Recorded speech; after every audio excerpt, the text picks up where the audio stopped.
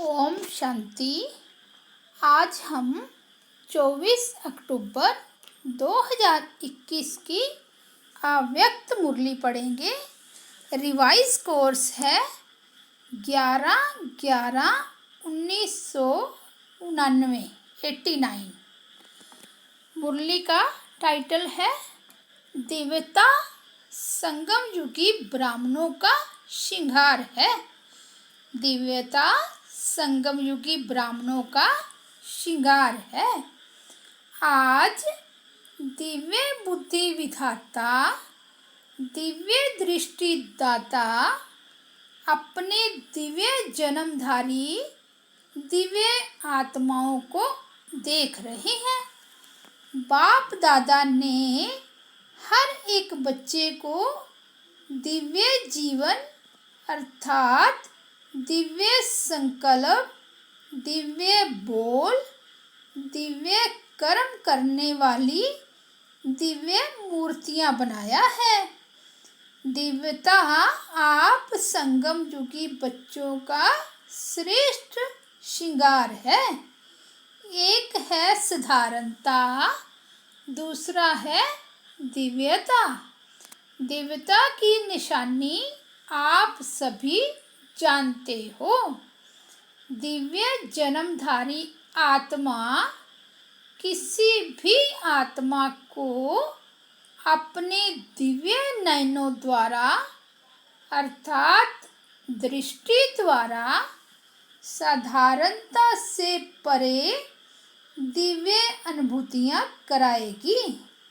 सामने आने से ही साधारण आत्मा अपनी साधारणता को भूल जाएगी, क्योंकि आजकल के समय अनुसार वर्तमान के साधारण जीवन से मेजॉरिटी आत्माएं संतुष्ट नहीं है। आगे चलकर यह आवाज सुनेंगे कि ये जीवन कोई जीवन नहीं है। जीवन में कुछ नवीनता चाहिए।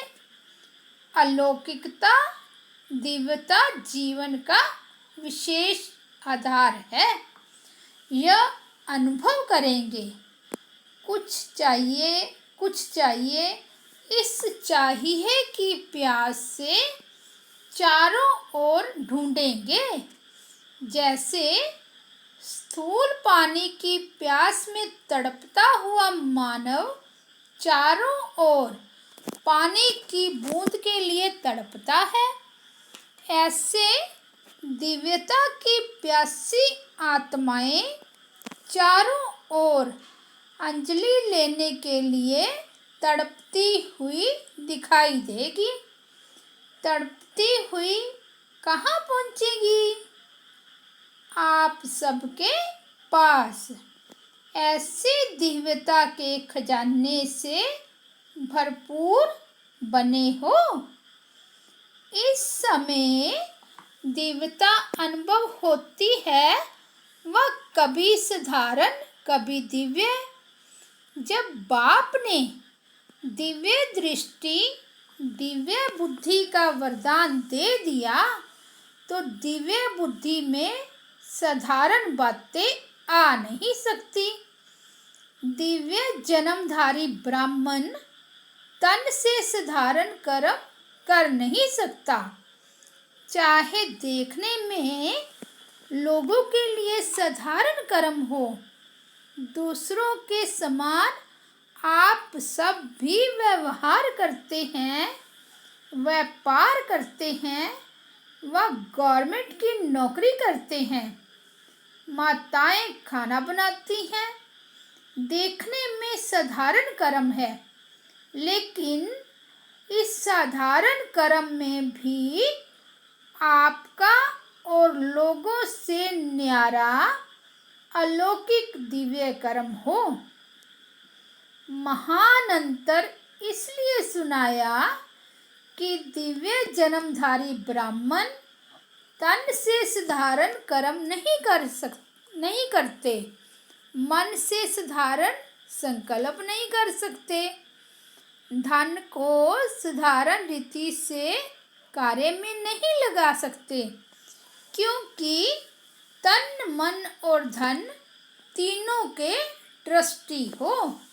इसलिए मालिक बाप की श्रीमत के बिना कार्य में नहीं लगा सकते। हर समय बाप की श्रीमत दिव्य कर्म करने की मिलती है। इसलिए चेक करो कि सारे दिन में साधारण बोल और कर्म कितना समय रहा और दिव्य अलौकिक कितना समय रहा।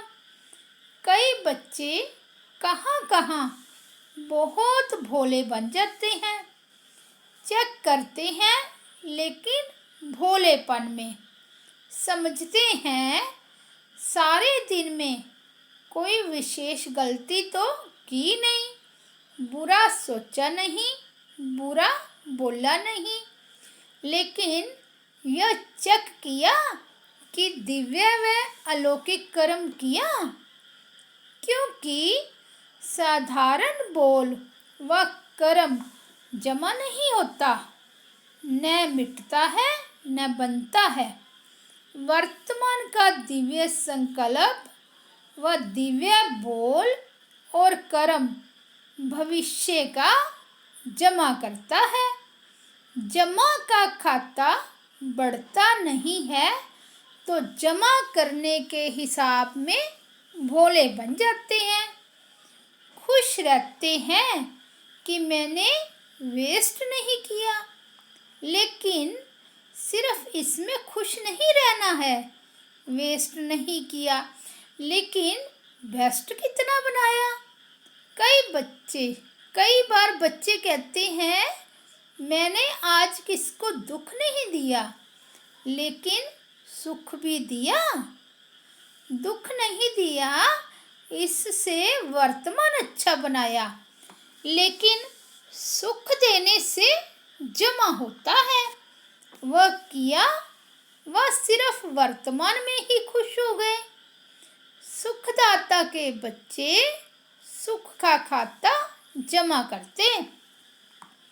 सिर्फ यह नहीं चेक करो कि दुख नहीं दिया, लेकिन सुख कितना दिया। जो भी संपर्क में आए, मास्टर सुखदाता द्वारा हर कदम में सुख की अनुभूति करें। इसको कहा जाता है दिव्यता व अलौकिकता। तो चेकिंग भी साधारण से गूढ़ चेकिंग करो। हर समय यह स्मृति रखो कि एक जन्म में 21 जन्मों का खाता जमा करना है। तो सब खाते चेक करो। तन से कितना जमा किया, मन के दिव्य संकल्प से कितना जमा किया और धन को श्रीमत प्रमाण श्रेष्ठ कार्य में लगाकर कितना जमा किया। जमा के खाते तरफ विशेष अटेंशन दो, क्योंकि आप विशेष आत्माओं का जमा करने का समय इस छोटे से जन्म के सिवाय सारे कल्प में कोई समय नहीं है। और आत्माओं का हिसाब अलग है, लेकिन आप श्रेष्ठ आत्माओं के लिए अब नहीं तो कब नहीं। तो समझा क्या करना है। इसमें भोले नहीं बनो। पुराने संस्कारों में भोले मत बनो। बाप दादा ने रिजल्ट देखी, कितनी बातों की रिजल्ट में जमा का खाता बहुत कम है। उसका विस्तार फिर सुनाएंगे। सभी स्नेह में सब कुछ भुला करके पहुंच गए हैं। बाप दादा भी बच्चों का स्नेह देख एक घड़ी के स्नेह का रिटर्न अनेक घड़ियों की प्राप्ति का देता ही रहता है। आप सभी को इतने बड़े संगठन में आने के लिए क्या क्या पक्का कराया? पहले तो पटरानी बनना पड़ेगा, 4 दिन ही रहना पड़ेगा, आना जाना ही पड़ेगा। तो सब बातें सुनते हुए भी स्नेह में पहुंच गए। यह भी अपना लक समझो, जो इतना भी मिल रहा है। फिर भी जड़ मूर्तियों के दर्शन के समान खड़े खड़े रात तो नहीं बिताते हो ना। 3 पैर पृथ्वी तो सबको मिली है ना। यहाँ भी आराम से बैठे हो। जब आगे वृद्धि होगी तो स्वतः ही विधि भी परिवर्तन होती रहेगी। लेकिन सदैव ये अनुभव करो कि जो भी मिल रहा है वह बहुत अच्छा है, क्योंकि वृद्धि तो होनी ही है और परिवर्तन भी होना ही है। तो सभी को आराम से रहना, खाना मिल रहा है ना। खाना और सोना 2 चीज़ें ही चाहिए। माताओं को तो बहुत खुशी होती है, क्योंकि बना बनाया भोजन यहाँ मिलता है। वहाँ तो बनाओ, भोग लगाओ, फिर खाओ। यहाँ बना हुआ, भोग लगा हुआ भोजन मिलता है। इसलिए माताओं को तो अच्छा आराम है। कुमारों को भी आराम मिलता है, क्योंकि उनों के लिए भी बड़ी प्रॉब्लम खाना बनाने की ही है। यहाँ तो आराम से बना हुआ भोजन खाया ना। सदैव ऐसे इजी रहो। जिसके संस्कार इजी रहने के होते हैं, उनको हर कार्य सहज अनुभव होने के कारण इजी रहते हैं। संस्कार टाइट हैं तो सरकमस्टांस भी टाइट हो जाते हैं। संबंध संपर्क वाले भी टाइट व्यवहार करते हैं। टाइट अर्थात खींचातान में रहने वाले। तो सभी ड्रामा के हर दृश्य को देख देख हर्षित रहने वाले हो ना। वह कभी अच्छे बुरे के आकर्षण में आ जाते हो, न अच्छे में न बुरे में किसी में आकर्षित नहीं होना है, सदैव हर्षित रहना है। अच्छा, सदा हर कदम में दिव्यता अनुभव करने वाले और कराने वाले दिव्य मूर्तियों को, सदा अपने जमा के खाते को बढ़ाने वाले नॉलेजफुल आत्माओं को, सदा हर समस्या को इजी स्थिति द्वारा इजी पार करने वाले ऐसे समझदार बच्चों को, अनेक आत्माओं के जीवन की प्यास को बुझाने वाले मास्टर ज्ञान सागर श्रेष्ठ आत्माओं को ज्ञान सागर बाप दादा का याद प्यार और नमस्ते। हम रूहानी बच्चों की रूहानी बाप दादा को याद प्यार, गुड मॉर्निंग और नमस्ते। बॉम्बे ग्रुप से मुलाकात। बॉम्बे निवासी बच्चे सर्व खजानों से संपन्न हो ना। सदा अपने को संपन्न आत्मा हूँ ऐसे अनुभव करते हो ना। संपन्नता संपूर्णता की निशानी है। संपूर्णता की चेकिंग अपनी संपन्नता से कर सकते हो, क्योंकि संपूर्णता माना सर्व खजानों से फुल होना। जैसे चंद्रमा जब संपन्न होता है तो संपन्नता उसकी संपूर्णता की निशानी होती है। इससे और आगे नहीं बढ़ेगा, बस इतनी ही संपूर्णता है। जरा भी किनारी कम नहीं होती है, संपन्न होता है।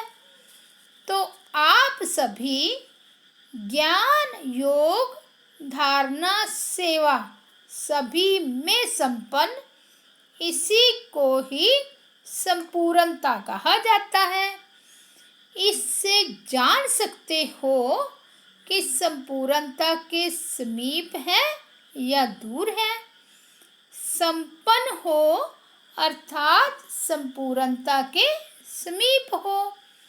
जो सब समीप हो, कितने समीप हो?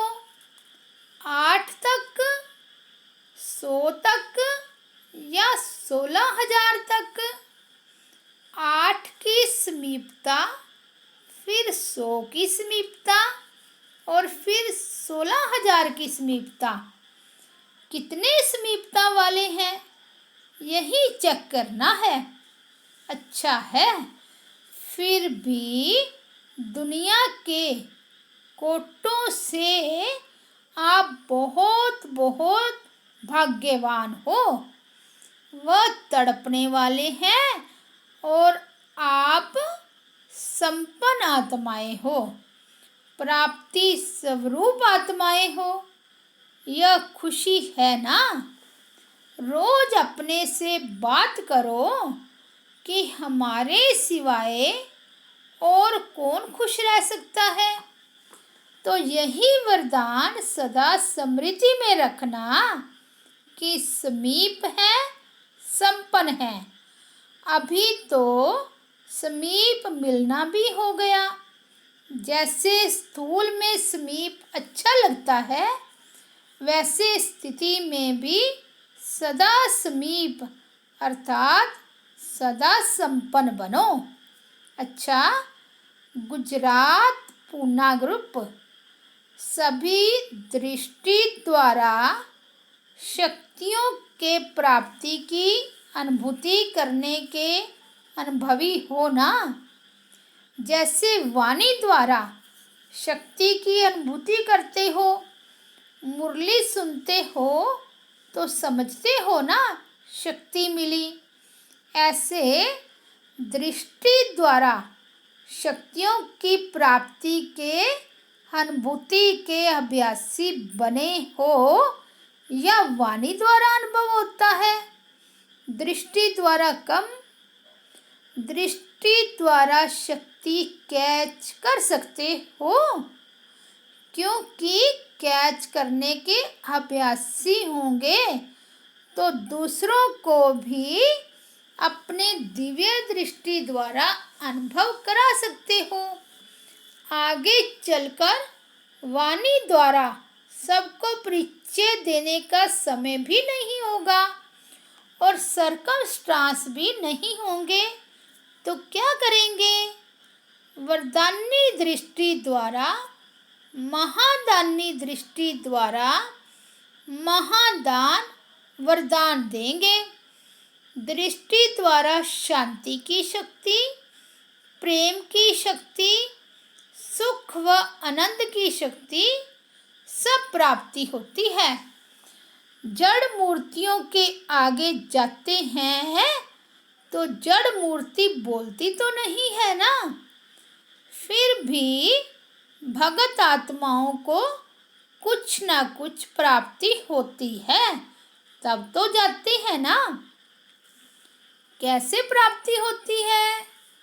उनके दिव्यता के वाइब्रेशन से और दिव्य नयनों की दृष्टि को देख वाइब्रेशन लेते हैं। कोई भी देवता या देवी की मूर्ति में विशेष अटेंशन नयनों की तरफ देखेंगे, फेस अर्थात चेहरे की तरफ अटेंशन जाता है, क्योंकि मस्तक के द्वारा वाइब्रेशन मिलता है। नयनों द्वारा दिव्यता की अनुभूति होती है। वे तो है जड़ मूर्तियाँ, लेकिन किसकी है? आप चैतन्य मूर्तियों की जड़ मूर्तियाँ हैं। यह नशा है कि हमारी मूर्तियाँ हैं। चैतन्य में यह सेवा की है, तब जड़ मूर्तियाँ बनी हैं। तो दृष्टि द्वारा शक्ति लेना और दृष्टि द्वारा शक्ति देना, यह प्रैक्टिस करो। शांति के शक्ति की अनुभूति बहुत श्रेष्ठ है। जैसे वर्तमान समय साइंस की शक्ति का कितना प्रभाव है, हर एक अनुभव करते हैं, लेकिन साइंस की शक्ति निकली किससे? साइलेंस की शक्ति से ना। जब साइंस की शक्ति अल्पकाल के लिए प्राप्ति करा रही है, तो साइलेंस की शक्ति कितनी प्राप्ति कराएगी? तो बाप के दिव्य दृष्टि द्वारा स्वयं में शक्ति जमा करो, तो फिर जमा किया हुआ समय पर दे सकेंगे। अपने लिए ही जमा किया और कार्य में लगा दिया, अर्थात कमाया और खाया। जो कमाते हैं और खा करके ख़त्म कर देते हैं, उनका कभी जमा नहीं होता, और जिसका जमा का खाता नहीं होता, उसको समय पर धोखा मिलता है। धोखा मिलेगा तो दुख की प्राप्ति होगी। ऐसे ही साइलेंस की शक्ति जमा नहीं होगी, दृष्टि के महत्व का अनुभव नहीं होगा, तो लास्ट समय श्रेष्ठ पद प्राप्त करने में धोखा खा लेंगे। फिर दुख होगा, पश्चाताप होगा। इसलिए अभी से बाप की दृष्टि द्वारा प्राप्त हुई शक्तियों को अनुभव करते जमा करते रहो। तो जमा करना आता है। जमा होने की निशानी क्या होगी? नशा होगा। जैसे साहूकार लोगों के चलने बैठने उठने में नशा दिखाई देता है, और जितना नशा होता उतनी खुशी होती है। तो यह है रूहानी नशा।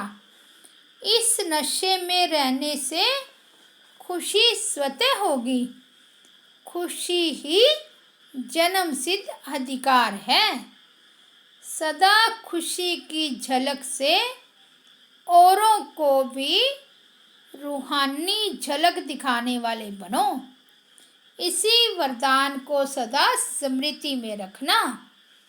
कुछ भी हो जाए, खुशी के वरदान को खोना नहीं। समस्या आएगी और जाएगी, लेकिन खुशी नहीं जाए, क्योंकि खुशी हमारी चीज है, समस्या परिस्थिति है, दूसरे की तरफ से आई है। अपनी चीज को तो सदा साथ रखते हैं ना।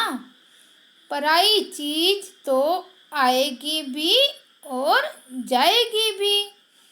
परिस्थिति माया की है, अपनी नहीं है।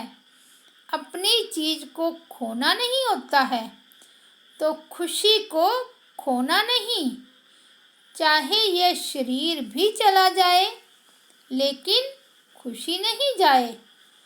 खुशी से शरीर भी जाएगा तो बढ़िया मिलेगा, पुराना जाएगा नया मिलेगा।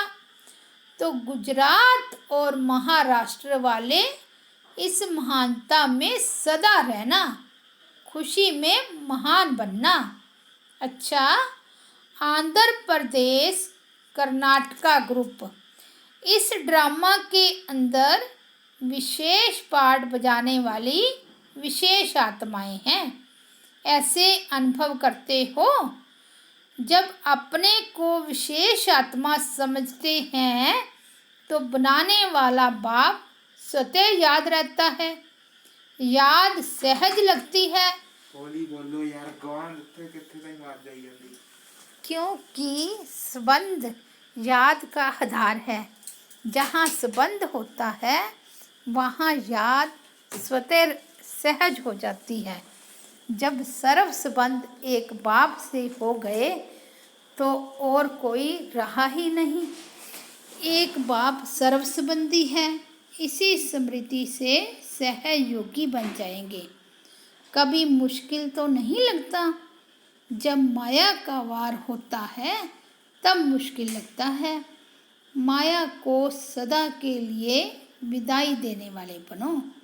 जब माया को विदाई देंगे तब बाप की बधाइयाँ बहुत आगे बढ़ाएगी। भक्ति मार्ग में कितनी बार मांगा कि दुआएं दो, ब्लेसिंग दो, लेकिन अभी बाप से ब्लेसिंग लेने का सहज साधन बता दिया है। जितना माया को विदाई देंगे उतनी ब्लेसिंग स्वतः मिलेगी। परमात्म दुआएं एक जन्म नहीं लेकिन अनेक जन्म श्रेष्ठ बनाती है। सदा यह स्मृति में रखना कि हम हर कदम में बाप की, ब्राह्मण परिवार की दुआएं लेते सहज उड़ते चलो। ड्रामा में विशेष आत्माएं हो, विशेष कर्म कर अनेक जन्मों के लिए विशेष पाठ बजाने वाले हो। साधारण कर्म नहीं, विशेष कर्म, विशेष संकल्प और विशेष बोल हो। तो आंध्र वाले विशेष सेवा यही करो कि अपने श्रेष्ठ कर्म द्वारा, अपने श्रेष्ठ परिवर्तन द्वारा अनेक आत्माओं को परिवर्तन करो। अपने को आईना बनाओ और आपके आईने में बाप दिखाई दे। ऐसी विशेष सेवा करो। तो यही याद रखना कि मैं दिव्य आईना हूँ। मुझ आईने द्वारा बाप ही दिखाई दे। समझा? अच्छा, आज का वरदान है, सदा एक रस स्थिति के तख्त पर विराजमान रहने वाले बाप दादा के दिल तख्त नशीन भव। सभी से श्रेष्ठ तख्त बाप दादा के दिल तख्त नशीन बनना है। लेकिन इस तख्त पर बैठने के लिए अचल अडोल एक रस स्थिति का तख्त चाहिए। अगर इस स्थिति के तख्त पर स्थित नहीं हो पाते तो बाप दादा के दिल रूपी तख्त पर स्थित नहीं हो सकते। इसके लिए अपने बरकुटी के तख्त पर अकाल मूर्त बन स्थित हो जाओ। इस तख्त से बार बार डगमग न हो तो बाप दादा के दिल तख्त पर विराजमान हो सकेंगे। आज का स्लोगन है, शुभ चिंतन द्वारा नेगेटिव को पॉजिटिव में परिवर्तन करो। अच्छा, ओम शांति।